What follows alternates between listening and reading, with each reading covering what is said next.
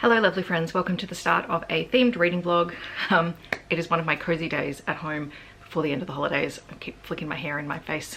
What else is new? This is going to be hopefully a 3-book reading vlog where I am going to be reading cozy fantasy romancy books. You know this is not my thing. I'm very specific in what I like in a fantasy romance or a cozy fantasy romance, but after reading Sea of Charms, I'm just kind of in that mood. And I had a couple of books, physical books on my TBR that I wanted to read, and then Heather also gave me a recommendation last night when I was catching up with her, and so I thought, why not?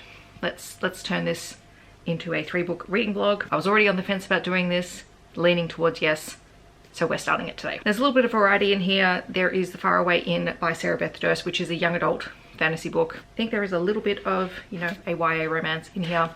This is the beautiful sprayed edge edition, which I love. And since I've really been enjoying Beth Durst, I figured I'd give this a try. I do have another Beth Durst book that Heather recommended. We'll see how I go. I'm trying to stick to 3 books, but it could blow out to 4 if I decide to pick that one up.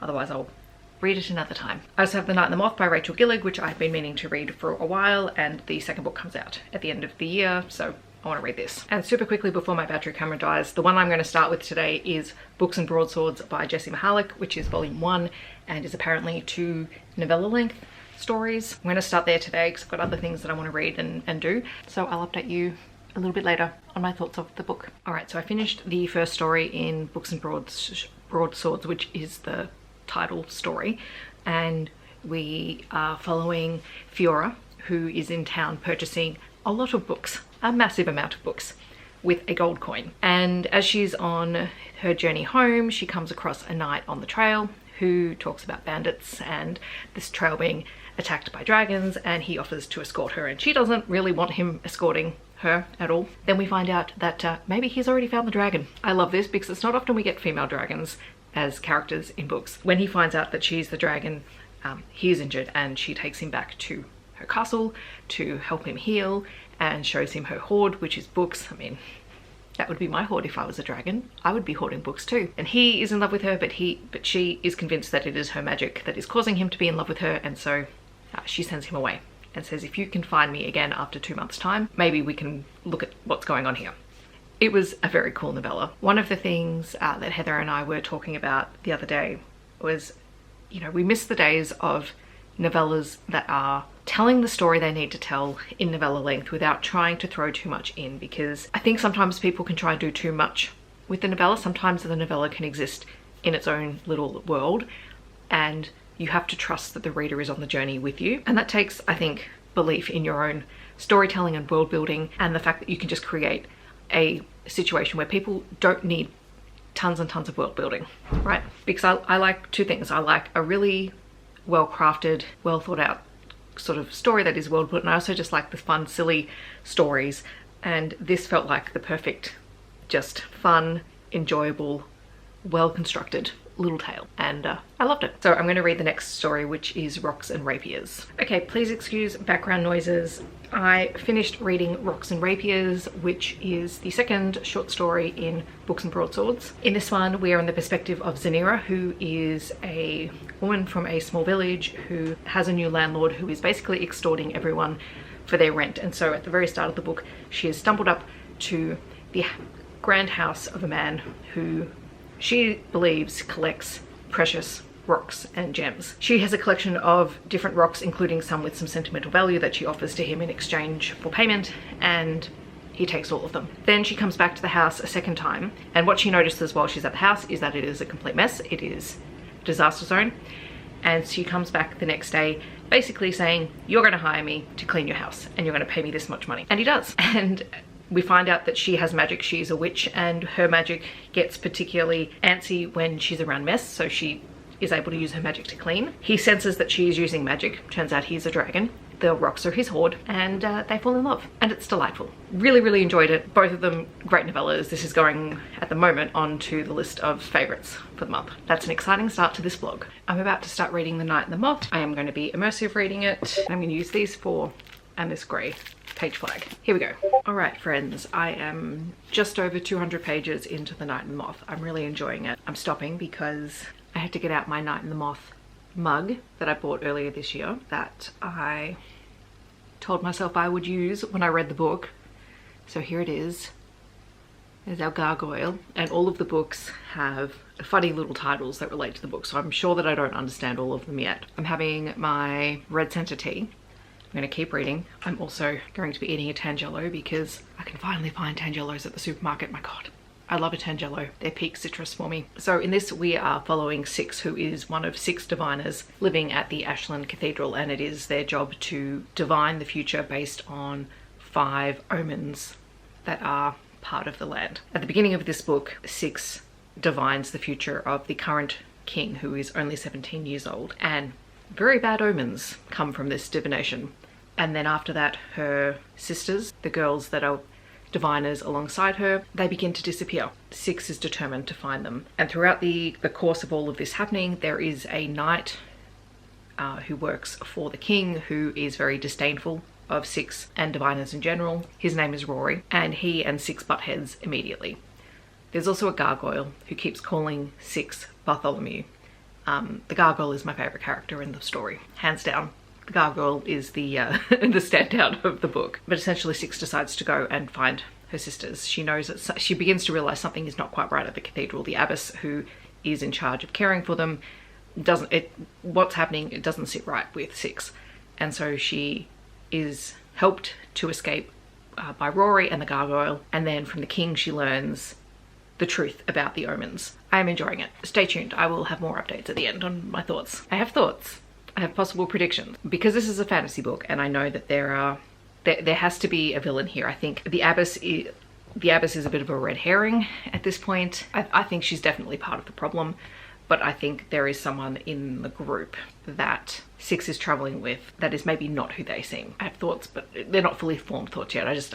It feels like someone in the group is probably going to turn out to be not who they seem, but I need to keep reading in order to find that out. Hi friends, it is much later. I got distracted by dinner and the hockey. My team won. Very excited. We need all the points we can take away from this weekend. We have another game tomorrow playing the same team. We smashed them. I would like to smash them again tomorrow so that we can have more points and stay preferably in the top 4 on the ladder. That would be nice because we're near the end of the season. Far less stressful when we are comfortably near the top of the ladder. Anyway, that's beside the point. I did finish The Night and the Moth, and I was right. There was someone who did all the betrayal stuff at the end. He needs a smack upside the head. But I really enjoyed this. I thought it was really well done. The audiobook for this was great. I forget the name of the narrator, but she did an amazing job. I really liked Sybil's character and how she develops and how she begins to understand who and what the diviners are and how they came to be and how they're connected to the omens. I also really liked the entire scene with the Heartsaw Weaver. Like, that was one of my favourite sequences in the entire book. Plus the scene that followed afterwards, which is when Sybil, I realised I just said Sybil. Sybil is Six, that's her original name. When Sybil has a conversation with the gargoyle, and it's through the whole book, the gargoyle has been offering to tell her a story, and it's the story that she needs to know in order to understand everything. And after the scene with the Heartsaw Weaver, she realizes what the gargoyle has been trying to tell her, and asks him to tell the story. The gargoyle is still my favorite. The entire last sequence made me very unhappy. I'm very curious about the next book. I think this could have gone 2 ways. So yes, it's a series and it's ended the way that it's ended, and we're going to have a follow-up story. There is a point before the end of that though where the story could have ended and it could have been its own complete standalone. I'm in 2 minds because I would like to spend more time with these characters. Hands down, would love to spend more time with them. But I also miss the days of a really well-contained single story. So yes, I will now be reading the second book when it comes out later this year. Might try and get my hands on a review copy. So one more book for this vlog. It will be The Faraway Inn. All right, I need to go do some adulting because I literally sat on the couch all day. Hello, wonderful friends. I am about 200 pages into The Faraway Inn by Beth Durst. This is very much a YA fantasy book. It is about Kalisa, who is spending the summer at her great aunt's inn, which she hasn't been to since she was a very small child, and she has these kind of inconsistent memories about it, but she remembers it being this beautiful, magical kind of place. You know, wonderful flowers and just a really great atmosphere. And when she turns up, she sees that the inn is very much run down. And when she walks in, her aunt basically tells her to turn around and go home. Kalisa is trying to get away from home for the summer because her boyfriend cheated on her. She's 16, she just doesn't want to be at home around her ex-boyfriend who is, you know, living his best life. While she's at the inn, she meets Jack, who is the groundskeeper's son, who is working there while his father is away. And the longer that Kalisa stays, she begins to recognize that the inn and its guests are not what they seem. This is very much a book about an inn that is a nexus for travelers and people who need a place to stay, but the inn is in decline, and so the guests are declining as well. Kalisa has figured all of this out kind of on her own, just through putting together a few puzzle pieces and then a little bit of bullying of Jack to try and get him to tell the truth, despite the fact that he's terrified that her aunt is going to fire him for spilling the secrets. But you can tell that Kalisa has this connection to this inn, so I'm curious to see where it's going to go. I'm assuming that basically Kalisa has a connection to the magic and is eventually going to take over the inn or help her aunt in running the inn or something like that in some capacity, given that you know, she's only 16. But we have portals and we have dragons and dryads and moving statues that are not the creepy weeping angel moving statues. We clear that up pretty quickly, and all manner of kind of guests, who there's some of whom we don't really know their backstories yet, but I'm really enjoying it. It's very cozy. It's very much a YA book, but it's not an annoying YA book, so I'm very appreciative of that. All right, so I finished the Faraway Inn. I really loved it. It is it's a magical inn that's a nexus portal to other magical worlds. Basically, this is the young adult version that would give you a taste of what you would get if you read the Innkeeper Chronicles, and I should know because I am currently in the middle of rereading that again for like the 4th time this year. What can I say? That's a very easy to read series. But this is very much kind of a YA, slightly more fantasy leaning version of that. Kalisa is at the inn. She's met Jack, who's the groundskeeper's son. Jack's dad has gone missing through a portal, and Kalisa's great aunt has also disappeared, leaving Kalisa and Jack to cater to the whims of the guests. And in the second half of the book, Kalisa learns that she has the ability to open these portal doors. Now, she doesn't know how to do it, and she doesn't know the toll that it will take on her, but she's deeply invested in the guests. Like, her passion is recognizing that the inn is important, and the inn needs guests, and the guests need the inn, because it is it's a place of respite for people. It's kind of cool to see a really young character recognize and connect with other characters in different ways, and like all the characters are different. They're very interesting.